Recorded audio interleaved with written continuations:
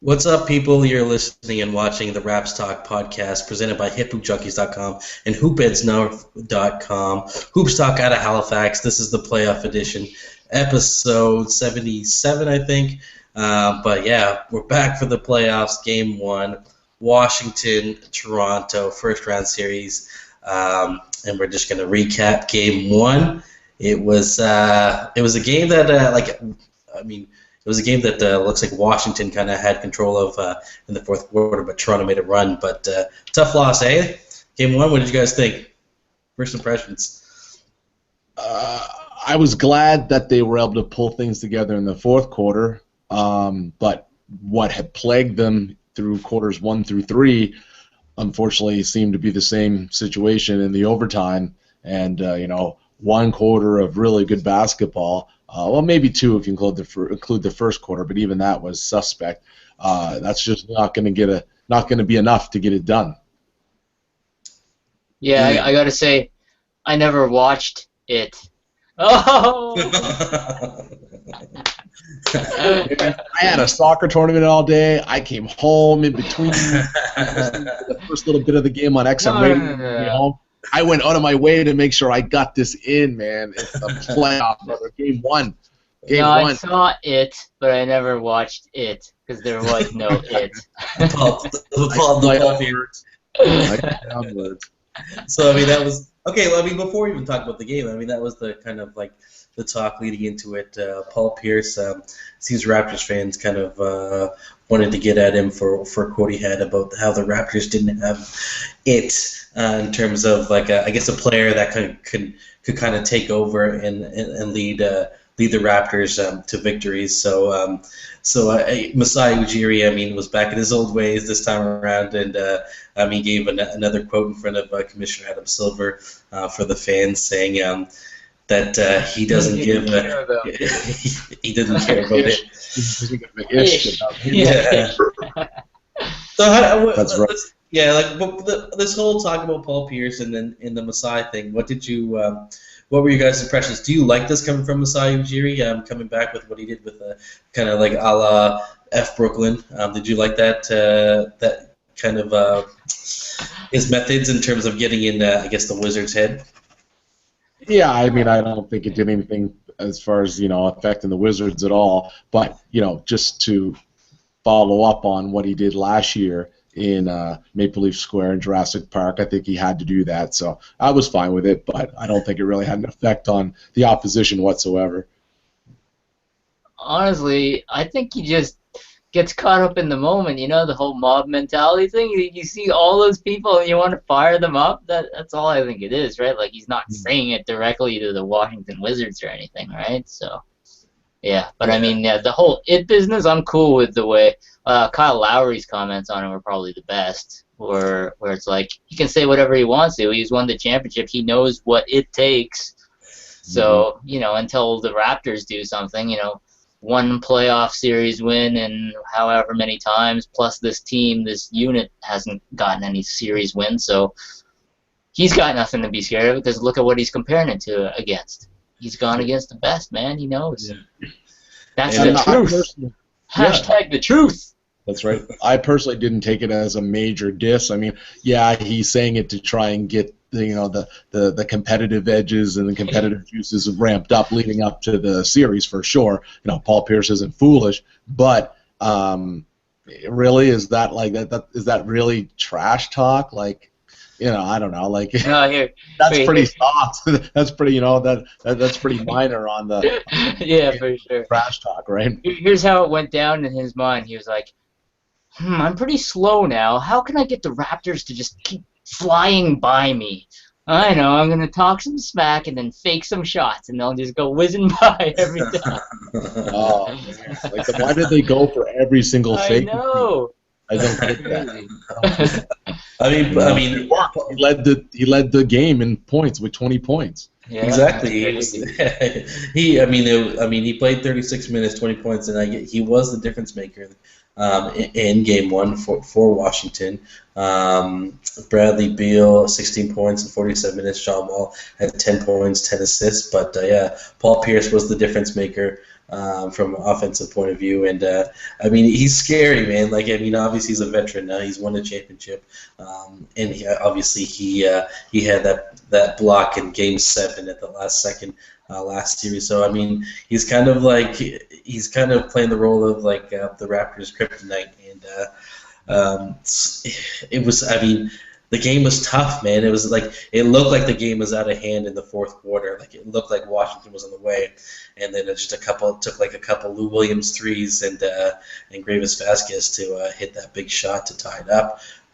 But I mean, it was nice to see the Raptors come back. But like, what did you guys think first three quarters? What were kind of like the problem areas for Toronto? You want to start with this, Yui? No, the offensive rebounds, up the offensive rebounds were huge. If you look at the stats and everything, a lot of things canceled out except for the offensive rebounds, and it seems like the Wizards were able to get like the dribble penetration and do the things that they needed to do when they needed to do it, and the Raptors didn't. You know, it comes down to that really. Like there wasn't much separating the two going into overtime, right? But yeah. I also think that the Raptors relied on too many perimeter shots. Yeah, but that's how they play. 20. Kyle went 2 for 10. Yeah. Lou Williams 4 for 16, and Terrence Ross 3 for 11. Like, you know, you don't expect Terrence Ross to have huge games all the time, but DeMar, Kyle, and Lou, those have been like your three main offensive contributors all season long. And when they're all cold at the same time, even if, you know, Lou had been hot and the other three had been cold, still, it could have been a difference. Well, even if you look at, when you look at it, they shot 20% from three. If they shot 22% from three, they probably would have won. Mm-hmm. You know, it's not. And another big factor is the fact that DeMar and Lowry haven't played together regularly in a while. That's right. So, so both of them are used to being the focal point, and now it's like getting used to playing with each other. They didn't look like the chemistry was there really yet. No, definitely not. I mean, I agree with Sean too. Like, it's just obviously Lowry and DeRozan, couldn't get it going, and then sometimes when you settle for the jumper, it becomes, from a fan perspective, it becomes frustrating watching it when you know that, like, if you fed it to Amir, he was getting work done down low. So maybe a couple more opportunities where they were able to take advantage of that. But just sometimes, like, especially with Lou Williams, obviously you live and die by the three with him. But sometimes when the shot's not falling, it's tough, right? Like. Yeah, he missed 2 in OT, I think, wasn't it? He had like 2 pretty decent looks in rhythm, and he just missed them. Yeah, he had very good looks in the overtime period. And, just from falling. But, that's the thing with Lou Williams. Like, he's going to win you games with that. But then sometimes, they're going to shoot you out of the game. And, I don't know. It's tough. Like, I'm sure you guys agree. But, like, being down 0-1 when you're the higher seed. But, like, I think the Raptors have never won Game 1 of a series. Do you guys agree with that? Yeah, and it's just kind of I think when you're the 4 seed, you want to like protect your home court, and when you just drop that first game, it seems like with Toronto. I don't know if it's just because we watch Toronto all the time, but it's tough when you're watching them play from behind all the time or behind in the series, and it's just like they have to get they're trying to get out of trouble as opposed to being in control of the game. But what were the good things that you saw from the team? I like the resiliency, personally. The fact that they were down big in that fourth quarter, and they were like, you know what, we're doing everything we can to get back in this game. Like, as a team collectively, they weren't shooting well. As Yui pointed out, they were having the worst day ever, on the defensive glass. They couldn't, secure rebounds to save themselves when it seemed to really matter. They would be within 2 points, 4 points, 6 points, like kind of slowly getting back into it, and they would give up, that offensive rebound that would end up leading to a second chance scoring opportunity for the Wizards. But they stuck with it and they kept grinding, and they pulled it out in the fourth to send it to overtime. So I like the resiliency, which we've come to expect from this team. But the shooting has to improve. Just getting better shots. Not everything has to be a perimeter shot, like an outside shot. If you're wide open, sure. But I don't see why they can't use, the bigs a little bit more. Trying to get Jonas. Obviously, Amir had a good game, but try to get Jonas going a little bit more on the inside. Try to loosen things up on the inside. Will give you a little bit of easier looks on the outside. I just don't like the fact that they seem to be sticking to the outside shot as their lifeline. You know what I mean? Like, take it to the rack, try to draw some fouls. I mean, that's where DeMar DeRozan really thrives, is taking it to the rim and getting to the free throw line, and it changes the dynamic of the game. And DeMar, he took 5 free throw attempts, made 3, but he's usually up around 7, 8 to 10. So he definitely wasn't on the same level as far as the aggressiveness to the rim. I didn't find in this game. Well, I find, like, before his injury, he was more going hard to the hoop, and only in recently was he starting to do it more. But I find now he's better at penetrating and then looking for the open man, but just the open man just wasn't hitting it yesterday. So I mean, there comes a point where he's got to just go up with it anyway and try to draw the contact and get fouled because the shot just wasn't falling.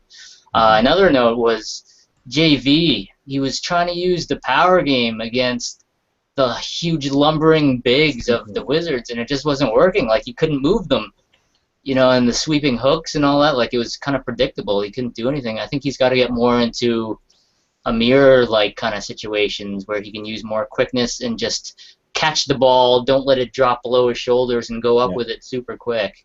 Right. Like, in that type of situation, because that's where Amir got a lot of his points. Putbacks and things like that. Like, just as soon as you get it, go right back up. No dribbling in the spot and things. So. Yeah, I mean, Amir was definitely, the bright spot for the Raptors with 18 points and 8 rebounds. Played 34 minutes. He didn't get the start. Hansbrough with the start. But the other guy we got to talk about is Big Shot Gravis. he hit a nice 3 to tie it up, and the shimmy. It was pretty badass. Gravis gets to Antoine Walker. Yeah. If it's good to have guys like him and Lou Williams that they're not afraid to take those shots, and they came up big. Obviously they like Lou Williams wasn't hitting them in the first 2-3 quarters, but those two out. Yeah, but that's the thing with Vasquez, with Lowry struggling and foul out. Vasquez played. He played pretty well at the point guard. And even when they had the opportunity to win at the end of regulation with the .4, Vasquez, he threw a decent pass to T. Ross. Like, had T. Ross managed to tap that in, that would have been memorable. In terms of Raptors playoff moments. But I was definitely impressed with Vasquez in terms of what he did down the stretch. Yeah, I like how he responded, because he was so pissed off when he got taken out there, and then Lowry fouled out afterwards. But I think the thinking on Casey's part is the guards of the Wizards are so hard to keep out of the lane. Like, even Ramon Sessions, John Wall, Grievous can't stay in front of them. But I guess, when you're shooting so poorly, you'll take the trade-off there. And in the end, you really had no choice, because Lowry fouled out, and even Lowry was having trouble staying in front of guys. That's why I picked up all the fouls. So. Yeah. Who did you guys think was the difference maker in terms of the Wizards, and who's going to create problems for Toronto going forward? It all depends on the matchups and the times of the game. Like, Otto Porter looked like an all-star, for stretches, and he didn't even end up with superstar numbers, but he was making an impact. On the glass, slashing to the lane, getting easy baskets, putbacks and such. The veteran leadership of Paul Pierce, and still finding ways to get it done. Making the big shots when he needs to make them. and they also obviously have the superstar in John Wall as well. But I think that they've just got a lot of different guys that can do different things, and the Raptors just have to play their game. I don't necessarily think that the Raptors have to key in on one individual guy. They know who the threats are. They just have to play their game, really commit to the defensive end of the floor, give themselves good looks, keep moving the ball, give yourself good looks. Their shots are going to fall eventually if you give yourself good scoring opportunities. Don't force it, and I felt that was a little bit of what was happening, especially in the overtime. They were trying to play a little bit of catch-up, I think, a little bit too early, and they were taking shots they really didn't need to take. Like it doesn't always have to be a three. Like in that, Toronto Raptors are not the Golden State Warriors, right? Like, I just think that they can get better. That was it. I just think they can get better looks. You know what I mean? Yeah, I mean, like Patterson. Sometimes, I mean, he had a few bad shots as well, and I mean, it's like Patterson's taking the shots. It's it's Lou Williams taking the shots, and just some they're not falling. But I mean, that's what I mean with Washington. I mean, that addition of Paul Pierce. I mean, this is where the fruits, like this is what they brought him in for. Is for the playoffs. Yeah, and I feel like Toronto needs a guy like him, especially when it comes to playoffs, that has like that kind of like veteran leadership. I mean, you don't really have that with Toronto in terms of veterans. So I mean, having a Paul Pierce that can kind of make a difference, and he's been there before. It'd be nice to have a guy like that on the roster. But yeah, who did you think in terms of Washington kind of created problems for Toronto? I don't know about Wall's penetration and everything, but he had 8 assists even though he shot poorly.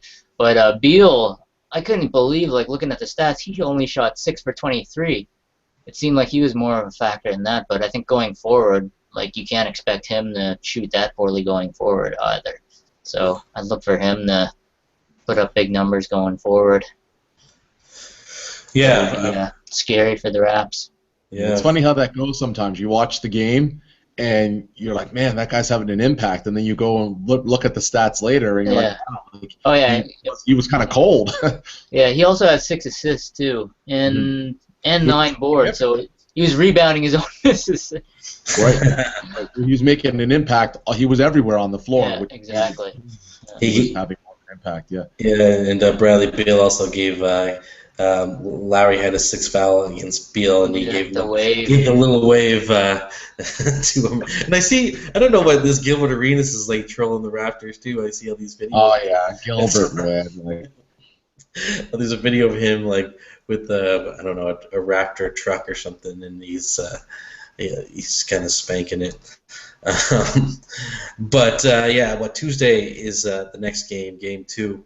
Do you expect Kyle Lowry and DeMar DeRozan to have any more of these games throughout the series, or do you think you're going to see a completely different team next game?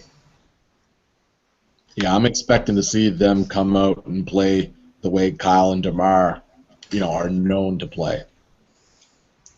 Whether they win the game or not, we'll have to see, because just like you said, and you did as well, Romy, John Wall didn't have the greatest shooting night, and neither did Bradley Beal. So it's a matter of who comes out and executes. Who can protect the basketball, who can stay on the floor, right? Like these are all things that are paramount to a winning formula. So let's see. Mm-hmm. The biggest question too that came out of this last game too is the whole James Johnson. He didn't play at all. What did you guys think? Like, why did you expect to see James Johnson in there more than? I mean, obviously he didn't play, but like, were you expecting him to get some minutes? Like, what did you think of Casey not using Johnson? This whole personal relationship between James Johnson and Coach Casey is infuriating. The guy can play. The guy makes an impact on the floor. Put him in the game, man. Like, put him in the expletive game. Like, it kills me. It really does. Like both ends, man. Like both ends. Absolutely. he makes an impact on both ends of the floor in a big way. As long as he's not trying to do too much on the offensive end, that's the only time I find that he can sometimes get himself in trouble. But to yank him, like there's ways to kind of like, get him to stay in, in the mode that you want him to play, as opposed to like giving him this tough love and like the way that they seem to be treating him right now. I don't get it. Yeah, I mean, what is the issue? I'm not even sure what yeah. the root issue is. Like, I mean, there was issues years ago when he was Yeah. there the first time, right? And I thought that was like had been resolved. They had talked, before he came back to the team, and then other things seemingly have flared up recently. Casey had quote unquote thrown him under the bus a couple times in like post game interviews and stuff, kind of laying the blame on him. And it's like, really? Like, I'm sorry, but the Raptors, issues post All-Star break don't fall squarely on the shoulders of James Johnson. In fact, if you look at a lot of the games that the Raptors had played since the All-Star break, he was arguably their best player in several of those games. So there's a bigger issue there that I don't understand, but this is not the time to be having these petty personal issues. Get the man on the floor so he can help you win some games. And someone's got to cock it back and bang on him. Exactly, that's right, man. I mean, that's what I'm saying. I think Coach Casey said something. I think it was a matchup. It was a matchup issue, so they need to play Johnson. But I have no idea. But I mean, the thing is with James Johnson, he's an emotional player too. Like he would. I mean, he would have fed off of that crowd. Yeah, oh my gosh! I mean, he would kind of like. Yeah. I mean, just based on his emotions and how he plays, I mean, I think he could get the team back in it. And I mean, I don't want to see him make an impact just standing on the sidelines there. So I mean, that was kind of disappointing to see. I'm sure we'll see him again. I'm hoping in Game 2, but since the rebounding was a problem and stuff, and they could step it up on defense. But yeah, hopefully see more James Johnson on Tuesday. I think we need to see more James Johnson and a little less of Terrence Ross. Yeah, for sure. Yeah, Ross started out, looked like he was going to have confidence, but then he started chucking threes again, and they weren't falling, and it was like, oh. Like, his best moments were faking the three and going in and taking the mid-range. Yeah. Get yourself a better look, right? And I think, like, what it is, I mean, with Raptors fans and probably, I mean, other basketball fans, I think they're expecting T. Ross and Valanciunas to take it to another level. But I mean, we have yet to see those guys make that move in terms of impact players in the playoffs. I mean, it barely happens in the regular seasons, right? So it would be foolish to think all of a sudden in the playoffs they're just going to be studs, right? Yeah. But I mean, I think that's where people's expectations are, is that they're going to be big impact players. But I mean, obviously Terrence Ross, he kind of disappeared last year, but then he came up with some big plays in the Game 7. But I mean, we need to see it a 7-game series this time around. And I mean, that's the thing is, like, I know some people were kind of like. There's all this talk about if you face Washington, then you won't have to face Cleveland in the second round instead of playing Milwaukee and facing Cleveland. It was like, well, you guys got to make it past the first round first. Yeah. Like, you want that. I remember how good Washington was in the first round last year. Yeah, they were crazy good, but I thought they were gonna give some problems in the second round, but they kind of fell off a bit. But yeah, they were pretty amazing that first round. Yeah. Don't get ahead of ourselves as, Raptor supporters and fans. Yeah, like too many people have the tendency to try and wish for these particular matchups. Play who you get. You get who you get. You got to win no matter what. And like you say, nothing is ever decided on paper. You got to decide the championships, the series wins, the individual battles. Those are all decided on the court, nowhere else. So you got to get it done there. So before we wrap this up, how many games do you see this series going? I know we're all probably we're all kind of pulling for the Raptors to win the series, but how many games do you think this will go? if the Raptors win the next game, and can win the first game in Washington D.C., then I think the Raptors can win it in 6. If they lose the third game in D.C., then you got to hope for that the Raptors win in 7 kind of thing. But yeah, like it's no less than 6 at this point, obviously. Yeah, I think it's going 7. Yeah, this isn't making for a 7-game series. Well, actually, if the Raptors win, it's going 7. But if the Wizards win, it could be less. Yeah, it could be a 5. Because that first game did not give me confidence. That's where the inexperience kind of comes in too. They're not doing themselves any favors. Like, win as many games as you can. I mean, that's the object. That's the goal, right? But like, don't try to.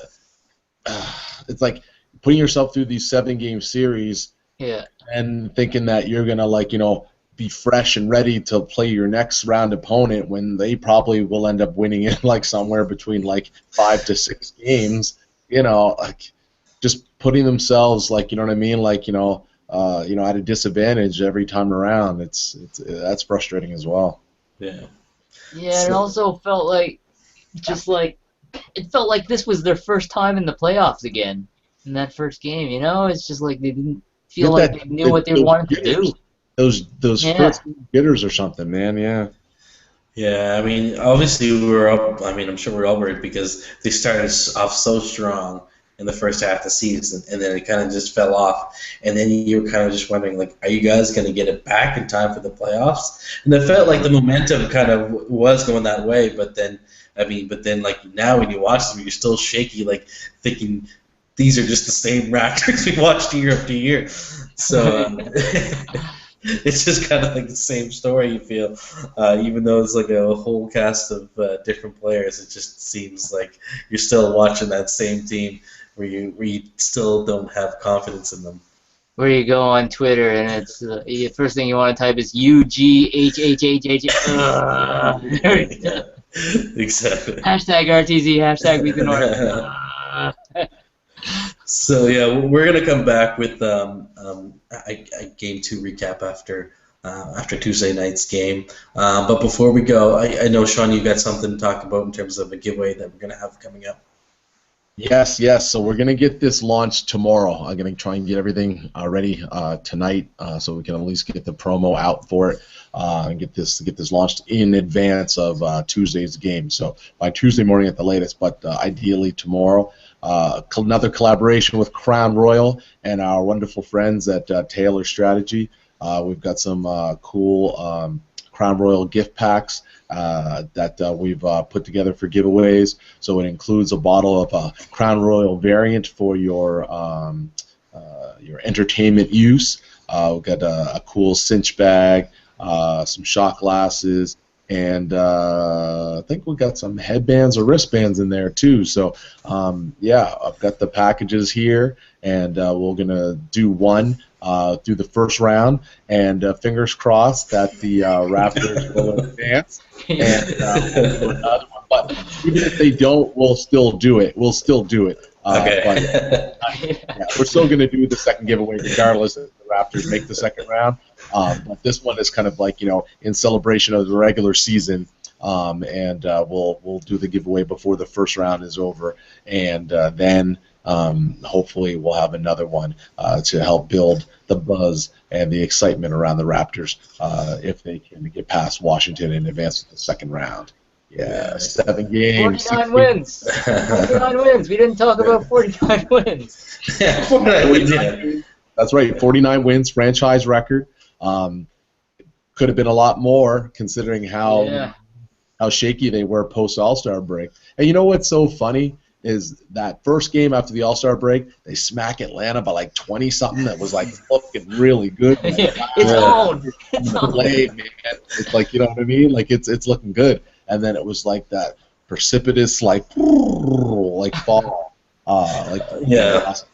Row, but I mean, and then they lose another 5 in a row, and it's just like, ugh.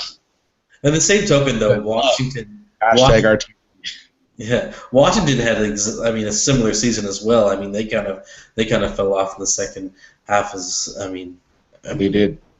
They fell off too. So it's kind of like they're two similar teams, and that's why I guess we're seeing the series might go 7 games because Sure. kind of almost identical teams. But yeah, we're gonna catch up again on Tuesday after the game. Stay tuned to the blogs, and we'll have the details on the giveaway. Follow us on Twitter at Romy Kino, at Sean Francois, at Yui the Jock. So that's episode 77, Raptors Playoff Podcast. We out.